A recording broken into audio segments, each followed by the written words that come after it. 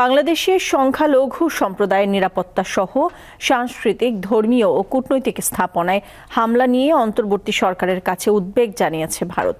পররাষ্ট্র উপদেষ্টা তৌহিদ হোসেনের সঙ্গে বৈঠক শেষে ব্রিফিংয়ে একথা জানান ঢাকায় সফররত ভারতের পররাষ্ট্র সচিব বিক্রম মিস্ত্রি।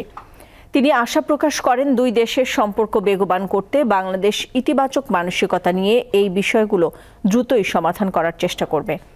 এর আগে সকালে একদিনের সংক্ষিপ্ত সফরে ঢাকায় পৌঁছান বিক্রম মিস্ত্রি। এরপর সকাল 10টায় ভারতের পররাষ্ট্র সচিবের গাড়ি বহর রাষ্ট্রীয় অতিথি ভবন পদ্মায় প্রবেশ করে। সেখানে চলে বাংলাদেশ ও ভারতের মধ্যে সচিব পর্যায়ের দীর্ঘ বৈঠক। বেলা 3টার দিকে বিক্রম মিস্ত্রি যান পররাষ্ট্র মন্ত্রণালয়। সেখানে পররাষ্ট্র উপদেষ্টা তৌহিদ হোসেনের সঙ্গে বৈঠক করেন ভারতের পররাষ্ট্র সচিব। খসড়া সূচি অনুযায়ী প্রধান উপদেষ্টা ডক্টর মোহাম্মদ ইউনূসের সঙ্গেও তার সৌজন্য সাক্ষাৎ করার কথা রয়েছে। শেখ হাসিনার নেতৃত্বাধীন আওয়ামী লীগ সরকারের পতনের পর এটি ঢাকায় অনুষ্ঠিত বাংলাদেশ ও ভারতের মধ্যে উচ্চ পর্যায়ের কর্মকর্তাদের প্রথম বৈঠক। রাতেই বিক্রম মিস্ত্রির দিল্লি ফিরে যাওয়ার কথা রয়েছে।